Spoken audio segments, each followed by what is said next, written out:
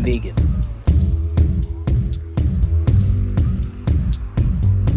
I am Negan.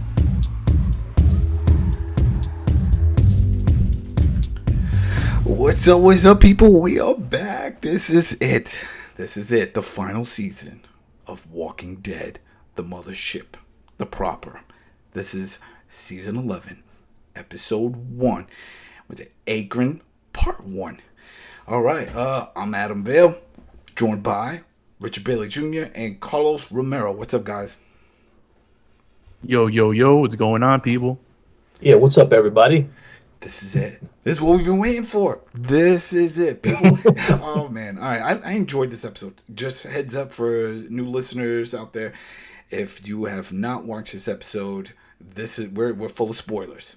This is not a prediction. This is a review, a discussion of this episode. So you can go to AMC Plus, AMC Plus, if you want to call it that. Go on there. You can sign up. You can watch it there. If not, it'll air, next Sunday? On AMC? Next Sunday. Yeah, on AMC. So, if you really want to know what's going on, go ahead. Just stay listening, and you're going to hear all the spoilers. But definitely watch. This is a must-watch. A lot happened in this episode. Right off the bat, I'd just like to thank everybody. We have a bunch of new followers on Spotify and on iTunes. And that's something we talked about, Rich. We knew that was going to happen going into the final season, right? We knew it. But like people that fell off or were like, I'm not going to come in. I mean, it happens to almost every series. People usually jump in to see how it's finally going to end. Like, all right, let's see where this goes. And so that's what's happening. So welcome, everyone. Thanks. This is going to be great. It's going to be a fun season, a long season, because from what I understand, it's going to break off going into deep 2022, right? Going something like that. We're talking about like they have episodes that are going to air all the way into the summer. So this will be a big one. But man, as you know, this is I Am Negan, a TWD Universe podcast. We cover, of course, Walking Dead. We cover Fear of Walking Dead and World Beyond, which soon will be dead. There is only one other season. That's a 2-season series, and thank God, because we don't like it. It's not great. We do know that there's some tie-ins going on with Fear of Walking Dead, and we'll get to that when Fear comes back. And I think Fear and World Beyond come back around the same time. So that'll be interesting. But man, the name of the show is I Am Negan, and I'm so proud because I know when we first decided names, some people were like, oh, well, it sounds like you guys are going to be for the prick. He's not a prick. He's the man, and you know what? He proved it in this episode. This was Negan's episode. This Negan made me proud to have this show called I Am Negan. We're followers, and if we were in that tunnel with him and he said, let's go, I'm like, yeah, you're right. Let's go. Oh, where that like little kid, that fresh-faced kid that was with them is like, I'll go with him. Yeah, even that line, he was like, yeah, he's like a prick or something. He's a dick. Yeah, he's a dick, but he speaks sense. He's got some words here. It makes sense. But you know what? We're going to jump ahead, so let's not. All right, so here we go, people. If you watch the episode, as you know, there's 2 major story parts that are happening here. We have the crew of Negan, Maggie, Daryl, Carol, that whole crew. And then we have with Ezekiel and Princess, I'm blanking on everyone else. Yumiko and Eugene. And they're over at the Commonwealth doing the whole interrogation scene. So we will start off with the base group, with Negan and all of them, cover their whole story piece for this episode, and then we will jump into the Commonwealth. That way there's no flip-flopping, and everybody's on the same page, because there was a lot that happened in this episode. All right, let's get this started. So, you know what? That's funny, though, is that I think this is the first episode that we have Carol in it that she does not say a single word. She gave direction. She shot bullets. She didn't say. I believe she didn't say a word. I think you're correct. She did. Yeah, she was there. So at the beginning of the episode, we see the group. It seems like we have the ladies at the bottom of some kind of building. They're in a basement level. They had to get lowered, which makes sense. They were lighter. And we're introduced to lurkers for the first time in Walking Dead. Kind of weird that they wait till the last season to introduce characters of a version, a variant of a walker that we've seen in comics. But whatever, it's here now. And for those who don't know, the lurkers are pretty much walkers that have nowhere to walk, whether their legs are damaged or there's just nowhere to go. So then they just lay down. So they look like they're just just dead, but then they're not. Some of them, they just get up. They just once they hear a sound or whatever triggers them, then they'll get up and then they attack. So these women are lowered down in this area to get supplies or what have you, and there's a bunch of them, right? There's a whole bunch of these things, all just laying everywhere. And as they were pulling up some supplies, of course, something happens. The rope breaks. The person up top sweats. A drip hits one of the lurkers, and that's enough to trigger. They get up. Firefight, right? You got the guys up top with down on them shooting down. You got the ladies at the bottom shooting. It was a fun scene. Of course, they get them out, and there we go. Once they get outside, tons of walkers everywhere. Don't know how that happened. Because yeah, go ahead, Carlos. I do have a question before that, though. Are they so they sneak into the thing? They go down on the ropes.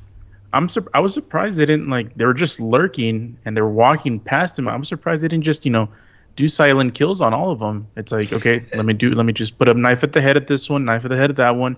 Just keep going on to not have any funny business at the end, just in case Daryl's blood decides to splash over someone. Yeah, I think it was just there's too many of them. And this is new to them. I'm surprised they didn't address it in the show. Like, oh, wait, what's this? They can lay down? They can just sleep? What's going on? I mean, yeah, that bring up a bunch of discussions. But this is too late in the season. Well, too late, I should say, in the series for them to just introduce and have that discussion. So, yeah, later on we find out, even if you watch it, which everyone should have, over on AMC Plus at the end, the showrunner, she talks about how this was something they wanted to bring earlier on. They didn't know when was the right time to bring in and introduce it. And they were like, this is it. This is the last season, so why not? F it. Let's just throw it out there. So, yeah, what I didn't understand is maybe from the gunfire, because at first they were doing the crossbows, they're doing the knives, they're trying to keep it silent. But once he started with the minigun and assault rifles and all that, I guess that's what triggered. So once they go above ground again, there's just tons of them and they're just shooting them up. It's a big firefight, a lot of cool kill scenes. This is that action moment, and poof, there we go. We're done. We're into the episode. So that was your only issue with it, Carlos? With the episode or with that scene? Just that scene. Yeah, I think everything else is straightforward. We find out later on they're desperately scavenging for food. So later on we notice it's like, okay, this was super dangerous to do, but it's obviously the right thing to do because they need to feed people, and obviously later on we find out that they're also getting more people into the group. Mm-hmm. So yeah, other than that, everything else was pretty straightforward. Yeah. What about you, Rich? I thought it was a good intro, but I do have one criticism that I will make. And really, it goes back to something we spoke about on the show before. When they were escaping, and you saw Carol was one of the final people that was able to escape, I guess the suspension of disbelief would have you think, well, this character could potentially get killed. But that won't happen because we already know that there's an AMC show coming.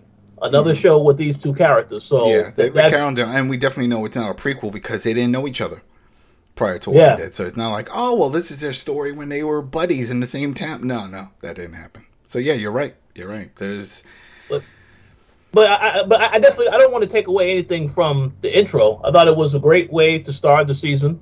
It's just that you kind of knew at that moment that, well, she's probably not going to get killed. I thought maybe someone else might have perished in that particular start to the season. But as we will see later on, I'm sure there's going to be a lot of people that are going to start to die as we get deeper into the season. So, well, I mean, not even that, Rich. I mean, Carol's not going to die because of the show. Maggie isn't going to die because of the whole Negan resolution. The deaf girl isn't going to die because her sister's still at large. So there's a lot of those. Maybe they could have been a red shirt somewhere. Well, they could be. But I mean, for the casuals that just watch the show and don't know about the comics, I'm sure the question was, can these walkers sleep? Like, that's the first thing I thought. I was like, oh, I know what this is. But I'm like, they never introduced it before. So maybe that's the only issue I have with this part. And the fact that they didn't address it just for the casuals that watch the show. Like, wait, what is this? Now you're just making up stuff. Like this doesn't Yeah, like they suddenly sleep like out of what is this 11 seasons, Yeah, 10, 11 10 seasons. seasons before we don't see this. They have never come across Yeah. a field with a bunch of them just laying there. We've seen Well, winter. I Remember guess winter time where they were just walking like a troop, like in the cold, looking for shelter. We didn't see them just say, "Let's lay down." I guess that makes sense because throughout the entirety of this series, a lot of people sometimes complain when they go into like houses and stuff and it's like really quiet and then they just pop out of nowhere. It's like, what? They didn't make that like noise. Yeah. Maybe that could have been it. Well, definitely. That's it. We can just fill in the blanks for them. That's how we could do it. It's like, oh yeah, remember that one scene in season 2 when Carl was in the house and then they just jumped out? That's it. It was sleeping. It was a lurker. It was lurking. All right, so there we go. So then we're back at Alexandria. Everyone's there. They look all happy, but they're not because we find out that they're hungry. They have no food. Things are bad. They're like, well, Daryl's talking about how many rations do they have left. It's like, for everybody, we only have about a week's worth. It's like, all right, we need to do something. We need to figure this out. And that's when Maggie also introduces that she has 3 new friends, or returning friends. Well, one of them I only caught his name Duncan. I don't know about the other ones because we already know about Elijah and Cole. But she did mention Duncan. Right. We see her sons there, and Duncan just puts him on his shoulders, like, oh, hey, she's like, I'm glad you're here. It's like, all right, well, there should be some more context. So here, like, what happened?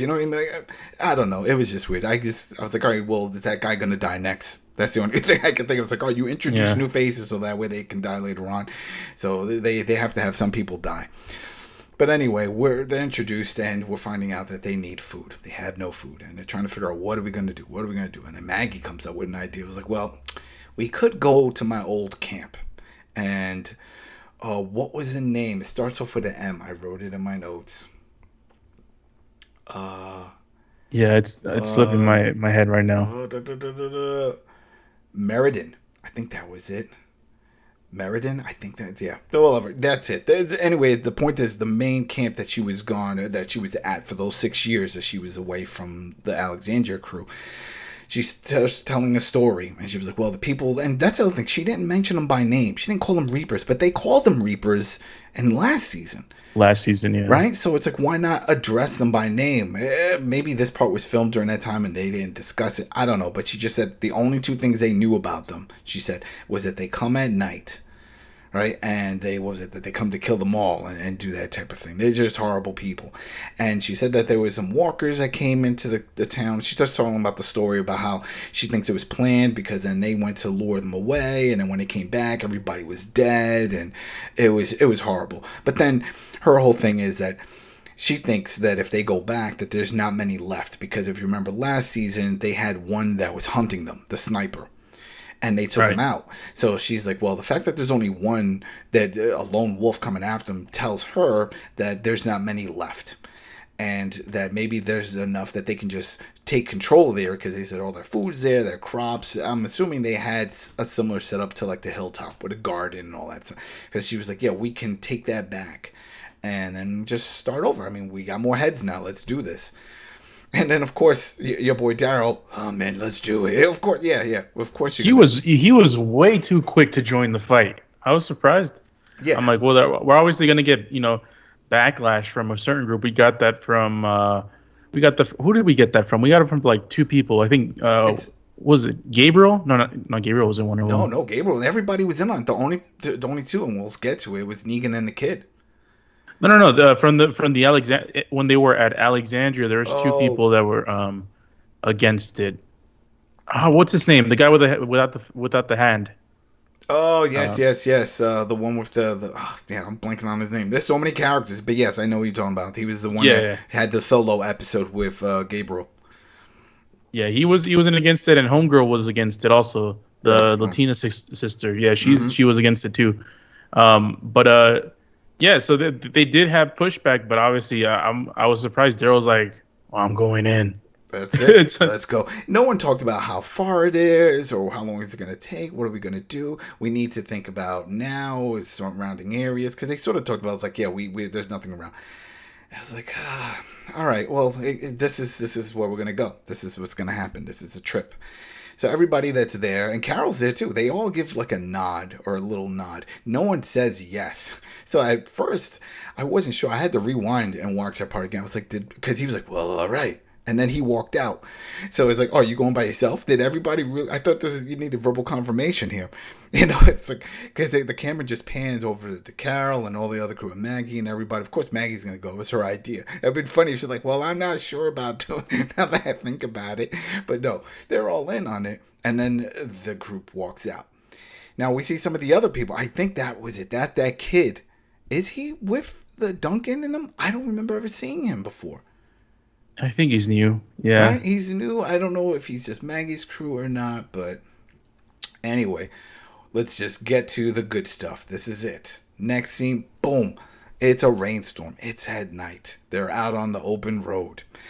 And they start talking about, some of them are discussing we need shelter. The other, Maggie's like, no, we have to keep going. We have to keep going. I'm like, she's turning into Rick over here. It's like, oh, we gotta go. Fight on. Carl. Right? Where's Carl? Carl, come up front. I need to see you, boy, with your one eye. So, right? I know your peripheral's all messed up now. So anyway, I got you left. So they go back and forth, which I feel like is kind of pointless. Come on now, it's pouring rain, there's lightning, there's thunder, it's dark. And here's the funny thing: if you notice, they didn't have their flashlights on out there. But when they pan off to the left and they say, all right, we can find shelter there, and it's a subway station, then once they get in, they turn on their lights. They had flashlights. I'm like, oh, why didn't you do that on the open road? I don't know. Who just wanders the road at night? Maybe they have really good eyes and the moonlight was enough for them. I don't know. But once before I go, I'll ask you guys, but once I saw this, I'm like, oh, this is going to be like an old haunted house type episode. That's the first thing I thought. I was like, this is it. And they're probably going to get divided and all kinds of craziness is going to happen. Did you get that vibe when you saw this subway station? Yeah, I did. I thought they were like, okay, it's kind of be like a house of horrors. It's like the dudes in the plastic bags, and then they're going to walk through, and there's something hidden going to be there. Yeah. So I thought it was just going to be like a progressive, new thing after each, step they take. Mm-hmm. Rich, what did you think when you saw that? Yeah, I felt this was going to be basically a trip into the unknown. Going into, like you said, the haunted house vibe. But yeah, going into an abandoned subway station. That's definitely a different, unique take that I wasn't expecting. Because it leads into interpretation that they can go into an area and then trying to think creatively about how to add threats within that environment. Yep. And so we get in. They get in and they start exploring and they go down into the tunnels. And Maggie's like, all right, this is where we're going to go. We're just going to go down this tunnel and this will take us to where we have to go. I'm like, oh, really? Do you know? I mean, we saw some signs on the walls and one of them was like, there's no tolerance for racism. And there's a bunch of other things that were written all over the walls. So clearly people were living down here or... there's a great documentary called Darkest Days. Everybody should check that one out. It's about people that live in the subway tunnels of New York. There's some people that by choice, that's what they want to do because they don't want to pay rent. The rent's too high. The rent is too damn high. But it's a really good documentary. Check it out, Darkest Days. So anyway, there's all these signs all over the place, and then they come across bodies. Same type of deal like the lurker deal, but these are wrapped up in like a clear body bag. And they were like, oh, are they already dead? And then they go to approach, and then they realize it's still alive. It comes up, but it doesn't make noises. They put it down, but when they open up the bag, they see that the throats have been slit so far through that you can't hear them.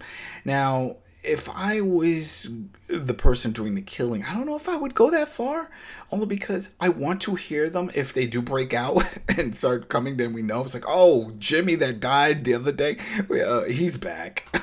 He's over there. You hear him? But you can't hear these. You can't hear them. So I was like, all right, that's kind of weird to add that little caveat of cutting that deep. But whatever. There's a bunch of them. So then Maggie, of course, is like, well, we got to be careful and we got to kill them all. That's it. We just got to kill them all. It's like, oh, man. I mean, when they panned down that tunnel, they just looked like there was hundreds. There was just bodies everywhere. I mean, some out of the bag, some in the bag. Oh, this is going to take forever. Right, so as they're navigating through, of course, that one kid that no one, I don't know, maybe they mentioned his name, but who cares, right? So he's having trouble with one of the loose ones, right? It seems like it's That's a big ass dude. Yeah, he was big. He was a big dude, right? So I guess that's the other. It's just little caveats I have with all this. How long has he been dead? Usually your body, as you know, if you don't eat, you lose weight, right? That's what happens. Your body starts pretty much eating itself. So how is he still big? Maybe he didn't die that long ago. I don't know. I start questioning all these things. But yeah, big fellow, having a fight with him. But who comes to help? Negan. That's right. Negan's with this crew. This is the first mission we've ever seen with Maggie and Negan. All right, so Negan goes to help. He pushes the kid away. He starts fighting with the guy, and he kills it. He looks back, and everybody's just watching him.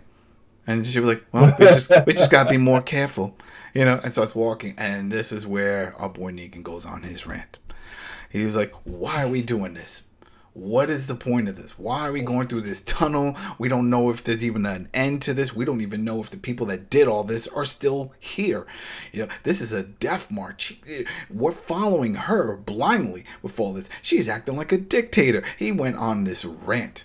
And he was like, and he thought, he looked at Daryl, was like, oh, just with that dull look on your face is telling me that you didn't know any of this. You none of this even crossed your mind.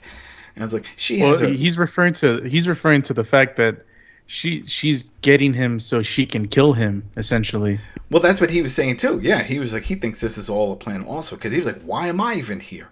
He was like, why am I here? He's like, I'm leaving. I don't need to be here, but I think she wants me here so she can kill me down here, out of the prying eyes of the rest of the group back in Alexandria, and just say, oh, like, hey, shit happens. We were out on this whole thing, and this happened.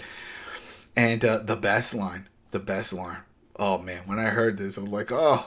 And he was like, oh yeah, so you can put me down like a dog, like Glenn. It's like, oh. And then of course Daryl pops in one, Which is ironic because he did the same thing to get Glenn dead, to get Glenn killed. So yeah, it's funny. It just all goes around. Yeah. I like that. I like that scene. That scene was pretty good. I mean, I'm kind of with Negan there. Yeah. She gives him the evil eye everything and all the time, and she obviously doesn't want him around because she reminds him. She gives her PTSD of what happened in the past. Mm-hmm. Yeah. And that's the thing. And I don't ever think that she's going to forgive him, and she has no reason to forgive him. But it's just the way everybody else sees him. Like even when right before that, when Negan wanted to talk to Daryl, and it's like, hey, can we have a moment? He's like, well, you think we're buddies now? It's like, I sort of saved your life last season. Yeah, I think we can talk. I mean, he's proved his worth. He killed Alpha. He cut off Alpha's head. He served time in their prison. So if people want to say, years. Years, exactly. So it's like if people want to think about the whole, in current times, like someone goes to prison, they serve their time, they come out and say, hey, I want to start new, and they try to prove themselves. You have to give them the benefit of the doubt. At some point you have to. And I feel with Negan's situation, he has. He spent the time in their prison, did that. He went out, he helped them kill their biggest enemy at the time with Alpha. Done. He's been there, and yes, Maggie comes in, and it's as if everybody just forgets all the good that he's done in that time, and it's like, yeah, you did, Gail Glenn. We hate you again. We hate you. Well, I'm gonna use that logic for later on the discussion because I have thoughts on a particular scene. Thoughts. All right, cool. All right, so then that's when the kid that he saved was like, yeah, he's sort of a dick or whatever, but he makes sense. I'm leaving too. I'm good to go, He had said that. But anyway, that was right before this whole thing happened, and he gets popped and he's on the floor. This is Negan. So he gets hit, he's on the floor, he's looking, and then Maggie comes over, pulls out a gun, points it at him. And she had, right before that, mentioned that the reason why he's there is because he knows the DC, not the subway system, but just the layout. And he had said, well, you can't use a map or any of that stuff. And she was like, well, she wants him because of that. He doesn't buy it, but she's pointing the gun and basically says that she thinks about killing him all the time, but she needs him right now. So that's the reason why he's part of the group. And she said, the reason why I'm in charge is because everybody voted. I don't remember that. That could have been cut from this episode. There was no vote on this, that she should be leading this trip, especially if you just said that you have Negan because he is like the tour guide because he knows DC, right? Because they're going to Bethesda. I think that's where they're going or traveling through. But usually, I mean, this is how it works. The person who with the directions is the one that's leading the way or driving. Isn't that how it works? Mm-hmm. So if you follow that logic, Negan should be the one in the front. And if he says, yeah, I don't think we should be traveling in the subway stations, especially the tunnels with multiple paths, yeah, let's get out of here, I would follow him. It's like, yeah, I would take the surface any day, especially during the current situations that they're having. But yeah, that's her rundown. And she basically said it, though, out of her words, out of her mouth. I mean, she said it. She's like, hey, I think about pulling you down. I think about killing you. Okay, there you go. She planted the seed. So I mean, she said that the little past of her, like her little past self, is the only thing holding her back from actually doing it. That's what she said. That's right. She said that person that I was 6 years ago, there's only a little piece of that's still me. Everything else has changed. And I was like, okay, yeah, we get it. You're a different person. All right. But then he's also a different person. She's been through the hilltop stuff. She went to that place where she met the new crew. They got demolished, and I guess she's not the same Maggie as we knew her even after leaving Hilltop. Yeah, I mean there's so much ammunition for Negan that, I mean, he could have went on a longer rant. He could have just said, well, let me see, we're following you in the tunnel, but yet the same people that followed you back in your other camp, what happened to them? Oh, I know. They turned into everything that's around us now. Just dead bodies. You know what I mean? So it's like, why are we doing this? But I then wish, again, yep. I wish she would have. I wish, when Maggie was when she was pointing the gun at him, I wish Negan would have been like, I'm not gonna beg. like Daryl's brother did. Oh yeah. But he cool. did say right before that, he said, let's do this now. Just do it. Yeah. If you want to kill me, if you want to do this, and if this is your end game, just do it now. Let's just get this over with. But then that's when they came up with the whole thing of like, oh yeah, we need him because of, he knows the area. And I was like, again, there's so many. I mean, you traveled, Maggie, with Elijah and Cole through all of this. Maybe not through the tunnels, of course, but from that area to get to Alexandria. So don't you know where you're going? Yeah. Like, come on now. Whatever. I get it. Let's just move on with the show. So as they keep going further down the tunnel, they see more and more bodies. Oh, and Dog is with them, who's very quiet. I love this dog. He's very quiet. You can forget that he's even there. He's efficient. Yeah, he's definitely efficient. So he's there. And so as they're getting closer, they're trying to figure out, and then they see it looks like it's a dead end. They're like, this is the nightmare, right? We get to a dead end now.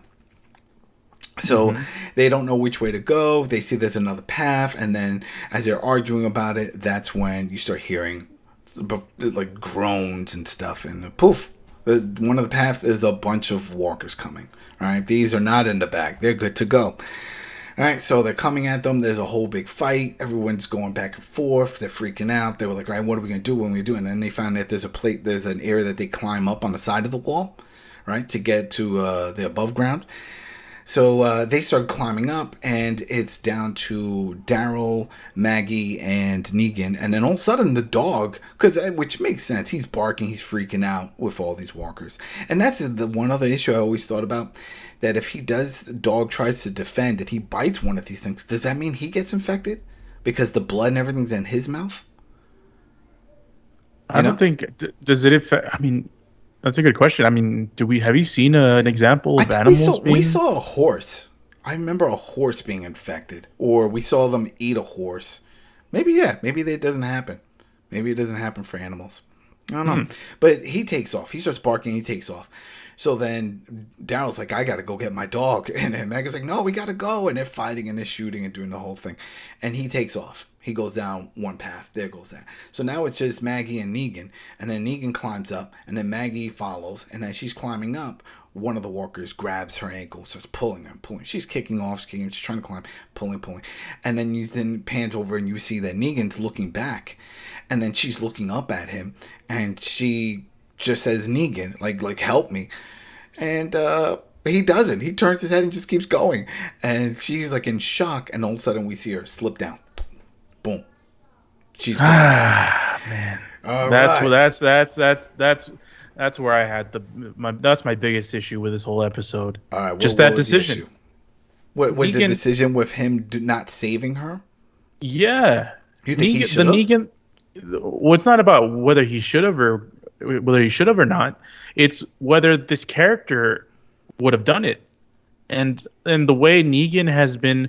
The last couple of seasons have been a whole redemption arc for Negan. Oh yeah. You know, he's gone through the gutter. He got jailed. His whole crew was wiped out.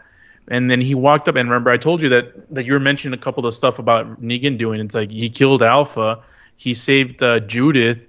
He's done everything to help out the crew. He's saved Daryl's life. So this action of just letting Maggie go, even though she obviously wants him dead. I don't think that's his character anymore. That just doesn't seem like something he would have done at this moment. I'll tell you why, though. I'll tell you the deciding factor. You're right. He did all that. He proved that his worth and that he was a changed man.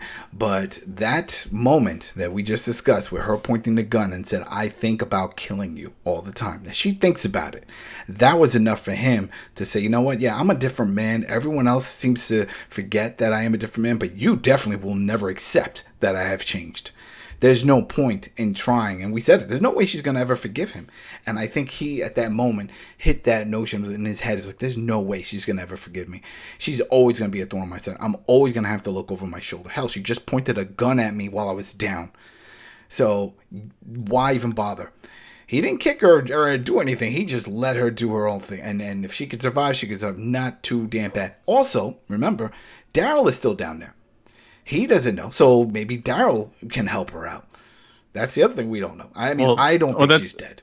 That's the whole thing. It's Maggie's obviously not going to die from this, and Negan also has to answer to the rest of the crew. He's like, oh, Maggie's not gone. I just think. Well, at the end, if you saw honestly, it ruined the episode for me. Whoa. Because This isn't something Negan would have done. This not this Negan. Even though Maggie hates his guts, he doesn't. There's no reason for him to let her die. This moment. There is a reason. She wants him dead. He gave himself up.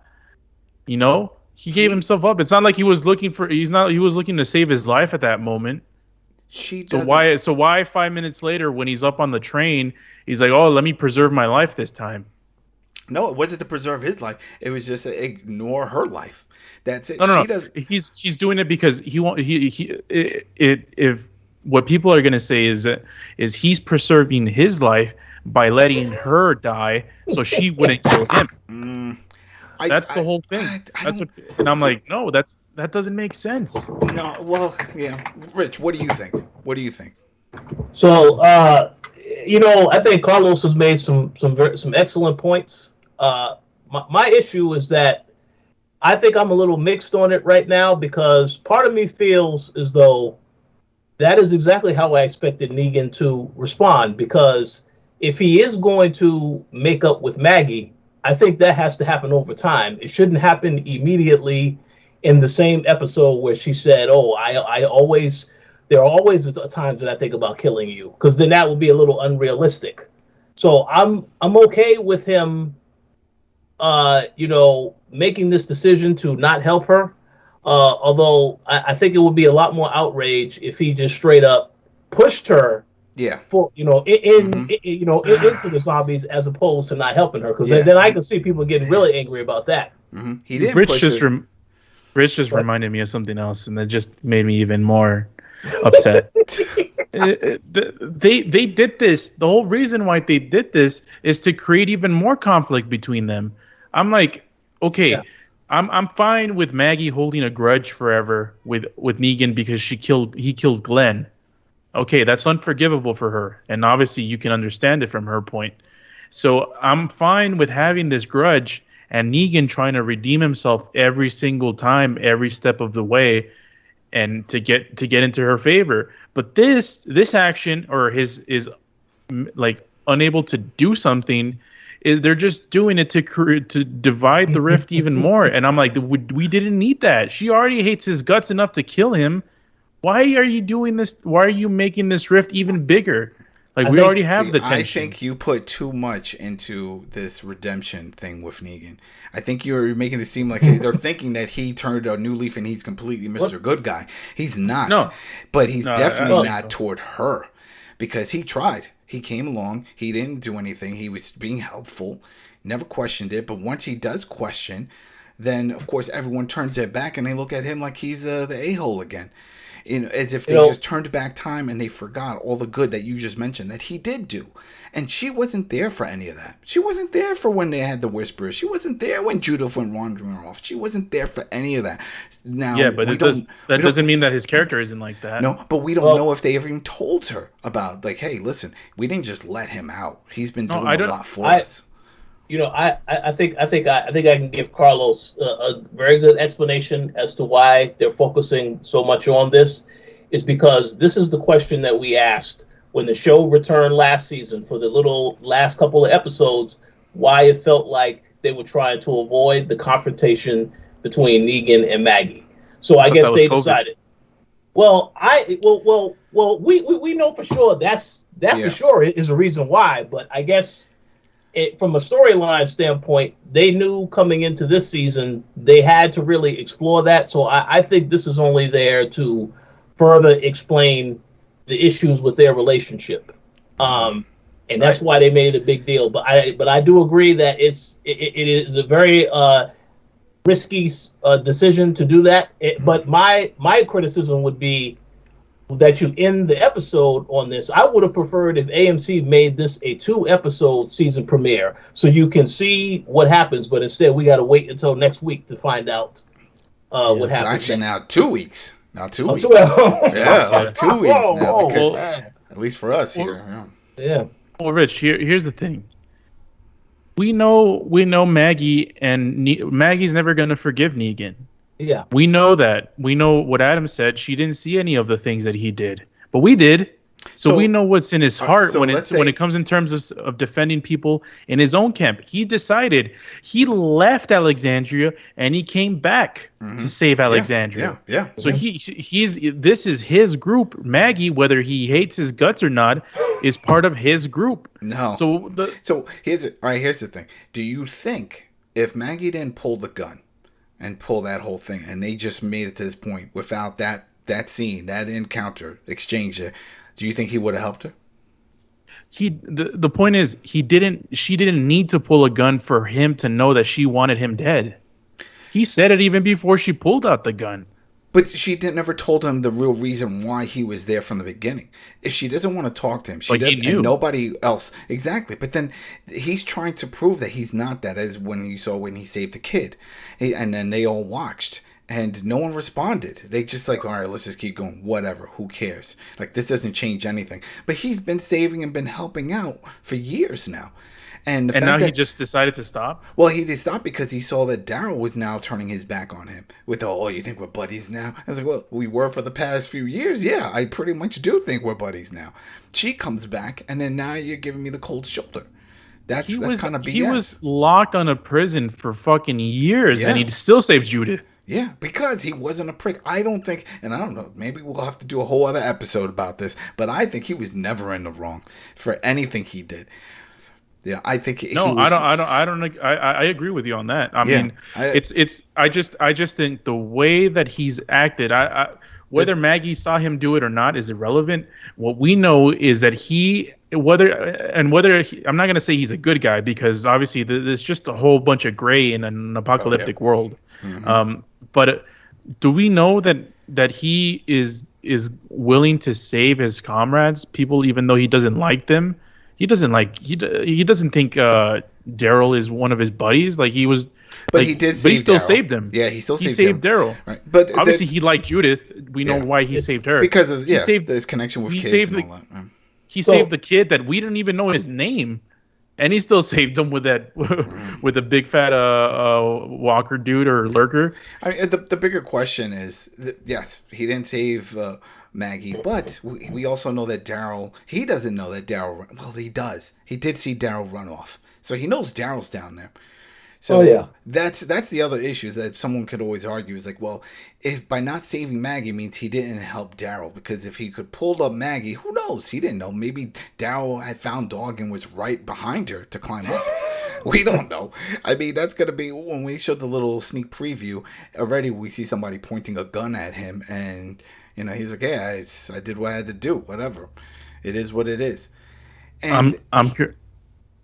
Oh no, go ahead. Sorry. Yeah. So I mean, he's just this is his road. He already knows where he pans out on this. He's ready to go. The way he was describing him, like, hey, I'm leaving. It wasn't like I'm going back to Alexandria. I took it as like, yeah, I'm done with all of this. This mission, all this, your life, the way you want to handle. I don't need this. I did all I could. You guys don't care anymore, so I'm ready to go. So I have a feeling. Oh, yeah, go ahead, Rich. I have a feeling you might be disappointed, Adam, if this leads to Negan sacrificing himself at the end of the show to save Maggie and company. No, I don't see. I'll just say right now for all you listeners, I do not see Negan dying in this season or at all. I do not see that. I know there's been discussions of doing other things with Negan. We've already seen the sort of like that weird prequel when we saw him with his wife and how the whole beginning of his life and what's going on and led him into this path. But I mean, we'll get to the connections with the comics at the end of this episode. So I just don't see it. So maybe they're going to fix things toward the end, maybe not, but I definitely don't see things panning out too bad for him. But all right, so let's move on because we still got just real quick. I got two lines or three lines actually. First, and just this is my whole crux with this. Number one, we didn't need Negan to not save Maggie when we know she's going to survive. In order for us to be like, oh, Maggie hates his guts, she wants to kill him. We already knew that. Two, I don't think he would have done this on the way his character arc was going towards. That's not something he would have done. Number three, I want the listeners of this episode right now, and I am Negan, on the comment section wherever you guys are listening from, please let us know which side you're on, because I'm really curious to know if this is just something that's irking me, if maybe this is irking the whole fan base. I want to know if I'm in the minority on this. It would be really interesting to know. Yeah, you know what? After this is done, Rich, we'll put something on the Koalition on the YouTube, right there in the comment. We'll just put this like a poll. It's like, hey, what would you do? Are you on the side of Negan and just letting Maggie just deal with it herself, or do you think he should have just helped her out? All right, so that was the end of that part. The second part now is with Ezekiel and Princess and Eugene and Yukimo, right? Yukimo. I keep messing that up. Yukimo. They're over, right? Yeah, that's it. That's it, right? All right. Yeah. So and it's funny because I had a friend named Yuki, and maybe, who knows? We always called her Yuki. That could have been her full name, Yukimo. Who knows? Anyway. Could be. Yeah. So we see them now. They're at the Commonwealth. Now they're doing the interrogation process or the interview process to get in, which makes sense. This all makes sense. Later on, Eugene had pointed out that this makes sense, but it does. I'm not surprised by this. And it's just even with the questioning. They ask a bunch of common questions that you would normally hear in certain areas, or you're trying to get a passport or do other things. And it's like, oh, tell me your education, where you're from, health, and they start answering the questions, but then they show a clock and you see it's been like 4 hours. Eventually, it's a total of like 7 hours for all four of them being interrogated, asking all these questions. All right, going back and forth, and then looping with a lot of the same questions. Tell me about that. And they're like, oh, I already answered. Well, that's a tactic just to see if they slip up and if they give a different answer. Then you're lying. Yeah. That's why they do it. This is something that you see police do, and others. That's just the way it is. Where'd you grow up? And then an hour later, where did you grow up? California. You said Detroit last time, you prick. It's like, oh boy. So anyway, they go back and forth. We get some really fun responses from some of them. I loved some of the responses from Princess, and talking about some of the things that she's gone through with her parents. It's like. It was cool, and it's still funny to hear Ezekiel talk about how he worked in a zoo. Yeah, it's like, oh yeah, I worked with the zoo. He should talk about the lions. Now, is that a profession that can continue on after a zombie outbreak? I don't know, but Go. It's there's limited. They're limited. Available spots. But the funniest one was Eugene. He's like, from 1975 to 1982, I was in zip code 900. Oh yeah, because with Yukimo, when they were asking her, they were like, "What was your zip code?" She's like, "Who's gonna remember that?" And then it cuts to Eugene. He remembers everything. The guy is like Sheldon, from Big Bang. He knows every moment, every day, what he did. He was saying locations. He was talking about his family. I don't remember him ever talking about his dad and saying that he was an engineer. But we learned more about that. A mechanical engineer. Yeah, mechanical engineer. So he definitely, and we definitely know he's inclined in that department. So he's definitely going to have a job. And that's the whole point of this process, is to see how they fit if they pull him in. But I'll get to the big question of how this whole thing pans out. But we're introduced to a very important character in the comic. And that is Mercer. Now, I don't think they said his name, or they didn't address him by name. That's the soldier that was in the interrogation room for all of them. But so Adam, before you keep going, I will say, be careful on comic book spoilers. Yeah. No. That's all. That's it. I'm not. There's a lot. I'm not going any further because it's going to be curious to see if they actually go down the road that they did in the comic with him. But he's there, and Ezekiel looks over him, and he's like, "Oh, you must be the boss." Right, he's like, and then they go back for it. He comes off with this really cool line. He called him? He said, "You're just a beat cop with some power and a spacesuit on." On a power trip. Yeah, on a power trip with a spacesuit on. That was awesome. And then he starts coughing, man. I'm like, no. Yeah, because right before that, during the whole process, they had asked if he had a history or his family had a history of cancer. He said no. Yeah. Which is true, I guess. We don't know if there's any, but I don't know if they asked him specifically if he had cancer. Right. Yeah, it's like history of cancer or something like that. Yeah, they said it. They had in your family. But he starts coughing up. And they don't seem too concerned. I mean, do they really know how this whole thing spreads, turning people and all that? I don't know what they know at this point. But you see Mercer, he just like hands him a glass of water and is like, drink this. And he doesn't want to drink it, but eventually he has to drink it because he's coughing up like crazy. And so they get the group together, the four, and they're having their meal and they're talking and something. But right before I go there, what did you guys think of that? Because it was really fun. It was kind of lengthy, and they did some picture-in-picture, and we saw split screen, and we saw all four, and they were answering the same question and getting their responses. What did you think of that, Rich? I'm definitely curious to see where things go from here. I believe you two would know more than me if you read the comics all about the Commonwealth and what's going to happen with this Mercer character. But yeah, I thought it was entertaining.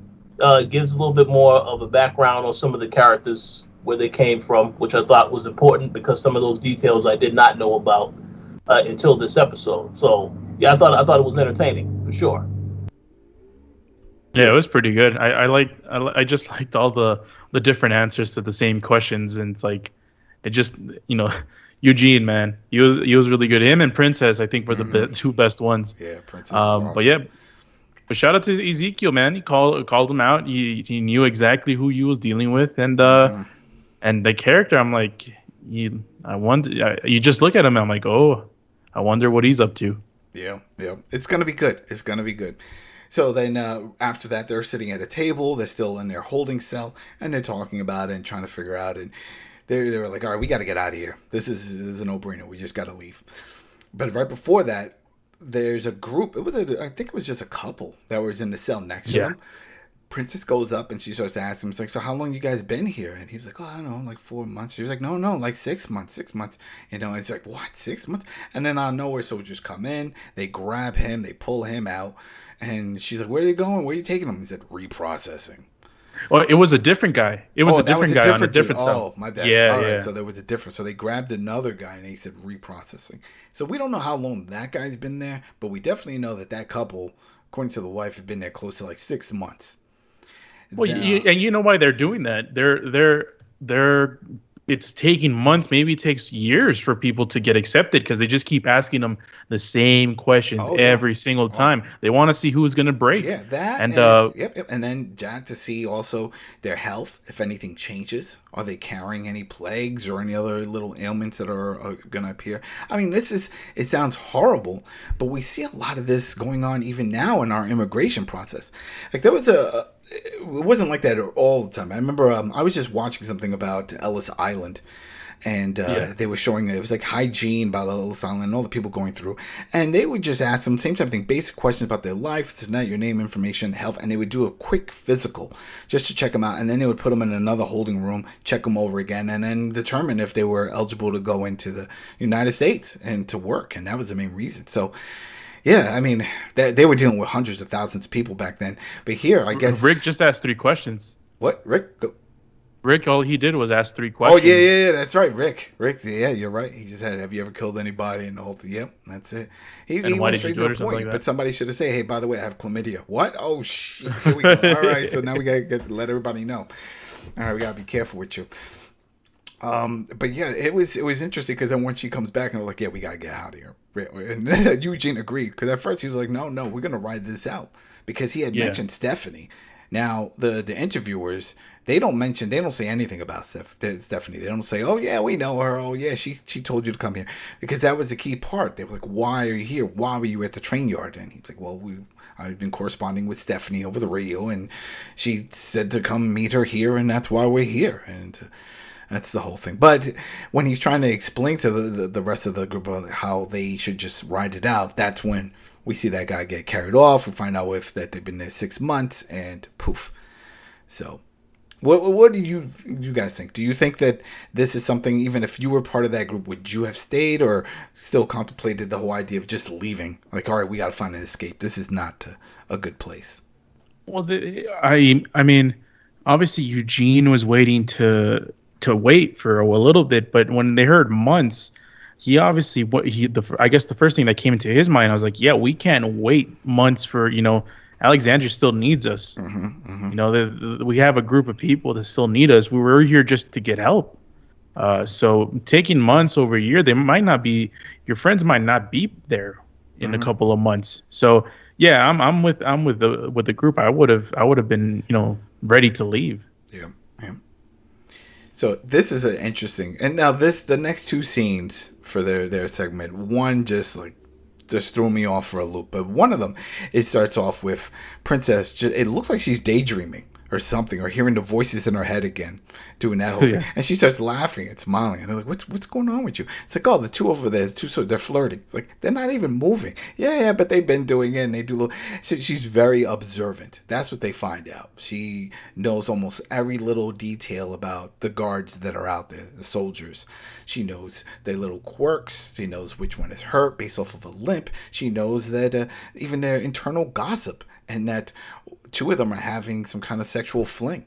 She's like, yeah, one goes away for 3 minutes, and then a few minutes later, another one follows, and then they don't come back for like an hour. So they're definitely going off to do something. And at first they want to dismiss her, like, oh, you're going crazy. But then when they start thinking about it, like, wait, so if 2 are going and they're doing what we think they're doing, they have to take their armor off. So this is the question I have for you guys. Where did they find them to get the uniforms? How did they were able to get to that location to get these uniforms? Because the next scene after that, we see that Yukimo and Princess are being escorted to another area by 2 troopers, which we obviously now we know is Eugene and Ezekiel. 2 soldiers. I said troopers like they're stormtroopers. 2 soldiers. That's what they look like. Yeah, that's what they look like. And it's like, wait. I paused it because I was like, oh, man, did I miss something? Like, no, right, Rich? I didn't miss it. She didn't she didn't say exactly where they were. And if you're in a holding cell, how did you sneak out to get to that area to then steal their outfits? And how did they not know and not go running around screaming, somebody just stole our outfits? Or did you kill them? And that, my friend, was done off camera with no explanation. Because I guess they figured that Princess's story was supposed to have you believe, well, this is exactly how they got it. They just waited till they went on break and got access to the suits. But it does not explain how did they get out of the holding cell? Unless they're, and then this is just me trying to fill in the blanks for the AMC crew, is if remember when we saw that one episode that they had of where she was sneaking out to go talk to all the other ones, if that's what she did, she snuck out and then she grabs it, but then that takes more than an hour, I would assume, to go out there, carry two full suits back and forth. I'm assuming you're gonna have to make multiple trips. Not everybody was going, and then put that on, and then squeeze through that little hole for everybody. I don't know if Eugene would be able to fit, or Ezekiel, and then just blend in with. I don't know. That was a plot hole right there. Yeah. I think they just were running out of time, and that got cut. That's it. Honestly, what I think, because it was abrupt. They're like, oh yeah, they have a fling, and we want to leave, and then we're already leaving. That's it. It's done. But you're 100% right, Carlos. Is that they were very quick and abrupt and didn't have time, because you didn't even see the two soldiers that was in the suit originally. Normally, in those circumstances, you would at least see them tied up or something. They were nowhere to be found. So that definitely was a loose end. Yeah, definitely a loose end. I think it was. I think it was just cut off, the final cut. They were like, we got to trim some time, because I think the episode was over 55 minutes. Yeah, 56 minutes. So I think they were just like, hey, we got to cut some stuff off. Let's cut this off. It's not too important, because obviously we knew the plan and we knew the end result. It's just would have been cool if they would have had a little small snippet. There's of that, a combination. There's that, and also we don't know how long they've been there already. It seems like they've been there a while. If Princess knows so much about these troopers and their habits and their routines, so we don't know. It would have been great. They didn't even have to say it if they would have just thrown a little caption at the bottom 2 weeks later or a month later.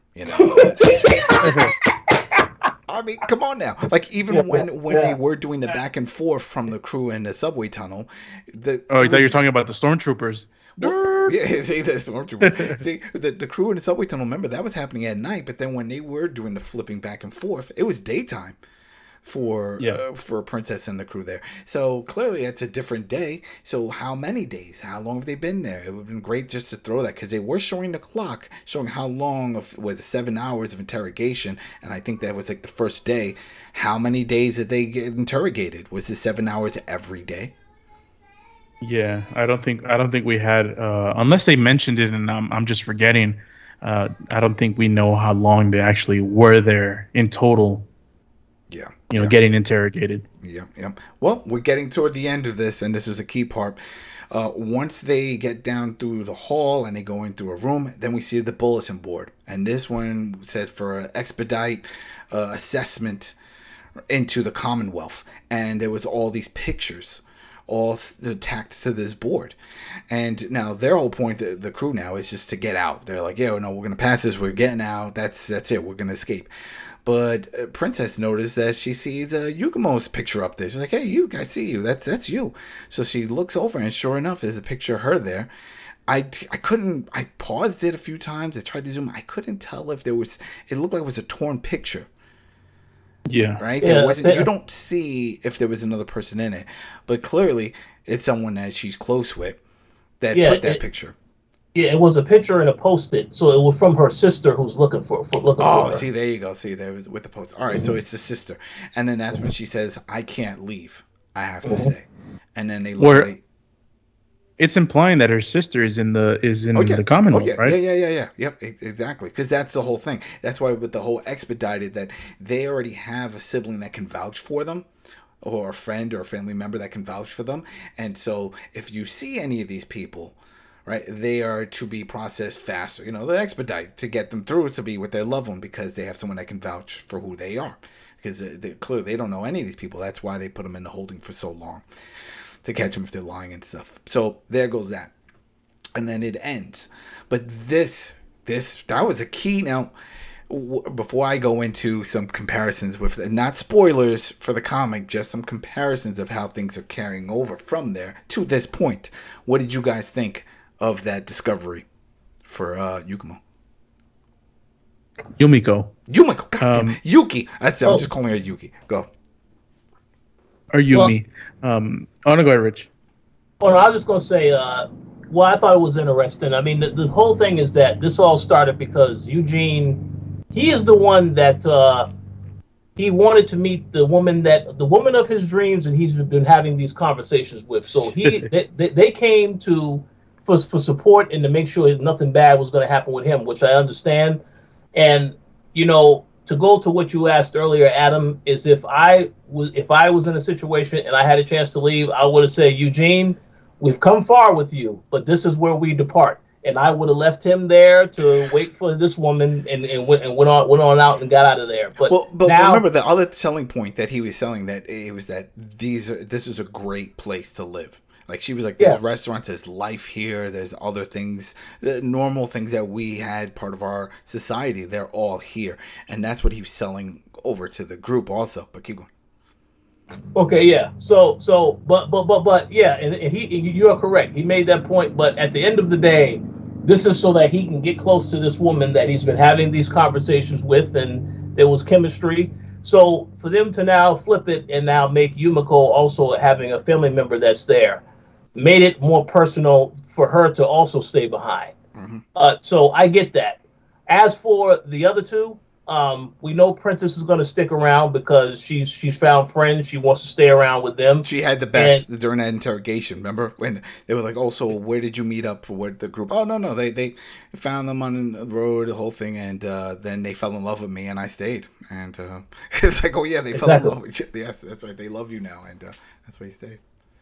Exactly, and the benefit of Ezekiel staying is so he can eventually get treated, because I'm assuming that they have access to some type of medicine or something that could help him. So he needs to stay also. So I didn't have a problem with it, but yeah, I was curious because it was a little too easy for them to just escape. Now okay, that it's not going to be an easy process. Yeah. All right. So just to get just a little comparison of where this is happening compared to the point in the comic where it was happening, it's almost identical in a weird way, because the one variant is with Yukimo, is that she's filling in for Michonne, because Michonne was on this trip. Ezekiel is also not on this trip, but Michonne was on this trip, and as you know, she is a lawyer, and that plays a big part in the end game. That's why when she left, I was like, all right, they're gonna have to fill it. And Yukimo is an attorney as well, and that's what she said. She was like, oh, she went to Oxford and Harvard and the whole thing, and so she's very proficient at being an attorney.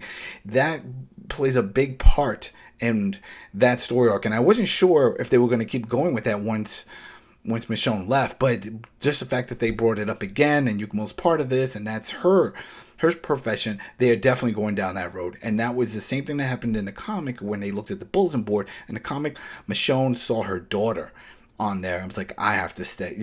We're here. They weren't trying to escape or anything, but then they realized, like, oh, wow, there's a reason for me to stay here. She was thinking about just leaving, but she was like, no, my daughter's here. I got to find her. So then there you go. Now it's Yukimo and looking for her sister. Her sister's there. And so this is great. It's interesting how they fit in the puzzle pieces for people that are gone and some that are there, because Rick was also part of that group. Of course, Rick is not here, but we have Ezekiel, who is also a former leader. Now I want to definitely ask you and Carlos a question, and I think Carlos was going to say something else, before I had made my comments about Yumiko finding the photo. But I was just going to ask you both, so based on what has changed now from the comics to the show, where do you think Michonne and Rick play into this storyline? Because I thought that obviously Rick got taken off on that helicopter, and we assume that he is with all the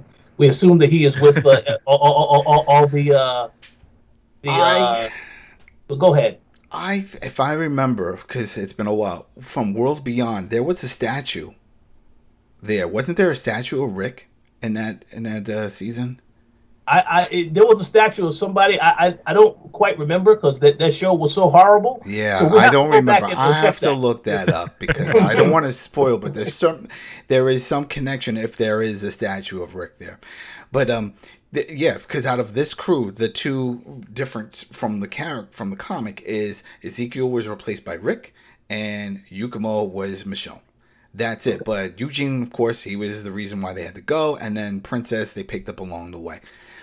So that's, I don't know. That's great. I don't know. I don't know what's going to happen if they're going to find them, or hell, what if they throw a curveball and they're already there?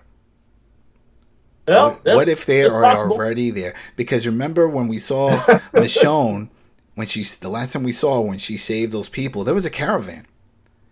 Remember? She was like, bring them to a caravan. Who's to say that caravan wasn't a caravan for supply run and stuff for the people of the Commonwealth?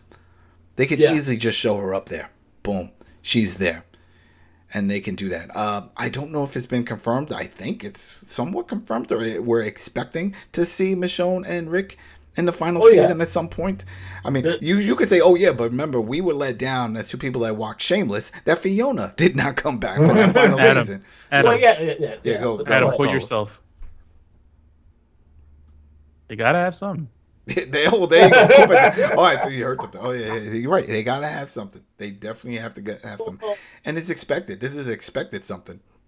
The only issue is that the Rick movie, I don't know when these movies are coming, and I would assume that it's sometime next year. So I don't think all three of them or two of them are going to air before we get to him showing up on the show. Maybe one of them, but that's my only question because how that's going to also play into it, and if that movie is necessary to dive into now. Okay, now he's back on the show now. I don't know if they need to show that movie ahead of time, but we'll see. Yeah, we don't know where that ties, because that was supposed to be a side story leading up to everything that was going on. But, of course, COVID put a big damper on that. That movie was already supposed to be finished and out. Mm-hmm. And that didn't happen, and that was supposed to come out before World Beyond, to really connect with that whole group, and how that panned out. So, I don't know. A lot of questions, but all I know is that they're on the right track, and this is the end game, people. This is all the end game. To see what's happening with them now, what's happening with the stuff in the tunnel, that is separate. That's some other stuff that's going on. That's not part of the journey that was in the comic. So that's going to be very interesting to see how that whole thing pans out. There's a lot of variables there, and I'm looking forward to it. Overall, I like this episode. Besides that one part where, how did you get the suits from the couple that's doing their little thing? Everything else was all right. Everything was okay. So I'm looking forward to the rest of this season. Very excited for it. What about you, Carlos? What did you think? Well, I mean, I liked most of the episode, but obviously that one thing with Negan, that didn't sit well with me, because later on we're just going to keep talking about the conflict between Maggie and Negan, and that's going to be a huge part of it. And obviously, we already had that before, so we'll handle that as each episode goes. But other than that, I thought the episode was pretty good. Obviously, the stuff going in the Commonwealth was, I think, the best part of the episode for me. Princess, revealing that she's got psychic powers was pretty cool. She's funny. So yeah, it's pretty cool. I like that part of the story. She is spot on with the comic too. That's the thing. Eugene also. Those two are spot on with the comic. Like, if they could jump out of the pages, this is it. That's what I love about it. That this is those characters' life. Same thing with Negan. The same thing. He's spot on. What's it? D. Morgan. Richard D. Yeah, Jeffrey D. Morgan. Jeffrey D. Morgan. Yeah. Spot on. And just real quick to answer cursing. Rich's question. I have no clue how they're gonna tie in Michonne and Rick. I don't think it's going to be through the Commonwealth. I think it's going to be through the Alexandria portion of it. Maybe with the new threat, somehow they get involved like that. But yeah, we'll see. I think they're going to get involved, but we'll see. Yeah, because one of the things that we did hear from the showrunners when they were talking about when Rick left, they're like, "Well, is he dead?" And it was like, "No, he's not dead. He's doing the side missions, right, with the group." Yeah, so I was like, okay, so that's why they didn't kill him off. And it's like, so when he comes back, is he going to die? I was like, he's never going to die. Like, the way they didn't say it directly, but they were like, they have no plans for him to die in this universe. So I don't know. if you have him come back and then just die, just to come back to die. You know what I mean? So if he comes back to be relevant, that would definitely tie in to a lot of other things. But is it not needed? only that, I have to interject though, because not only that, but we have to see Judith with Rick at some point. Yeah. We do need to see that. Or Michonne. She lost her mom and her dad. Well, but we saw her Judith with Michonne when Judith was cognizant and doing things on her own. Yeah. We haven't seen her with Rick, as other than a baby. Mm-hmm. So it's going to be interesting. Yeah, and then we need that for closure. And the son, they have a boy. Everyone forgets about him. Exactly. It was like, yeah, that's right. You forget they reproduced. They brought new life. He was the other, because I remember Judith went to hug Daryl, and I think the boy was the other kid, right? Yeah, little boy. Yeah, he's there. I don't remember his name. Oh yeah, but he's there. He's there. Oh, and that's the thing. That's why it was really rough when we saw Michonne leave the way she did. I was like, as a parent myself, I don't see. If it's one thing, if it's like a Carl situation where he's a grown man, it's like, all right, he can fend for himself. You're leaving a small child who already lost their father. And we understand. And remember, her story arc is that she's going to go look for the father. But I don't know. That seems like a big... that seems like a Morgan situation from Fear the Walking Dead of just like Kung Fu style. I'm just going to wander the earth until I find where I need to be. You don't really know where Rick is, but you're going to go search for him. But whatever. Either way, I hope they both show up. And I hope they figure out some cool way of ending this. I have a feeling they have that planned out. But it's going to take a while, people. We have plenty of episodes. This is going to be a long season. They still are going to be taking their break, which is why it's going to be going into deep 2022. So we'll see. And then, of course, we got Fear and World Beyond. And I know those two are going to connect. I don't know if they're going to connect to Walking Dead proper, but definitely those two are going to be connecting. So we're going to have that crossover. All right, everybody. Thanks again for joining us over on iTunes, Spotify, YouTube, over at the Koalition. Thank you. And we will be back for episode 2 of season 11, this final season. And that'll be in 2 weeks, because next week, for the people that just watch it on AMC proper, this is going to air. And then the week after, we'll be back for episode 2. All right. Thanks again. I'm out. Peace, everybody. Deuces.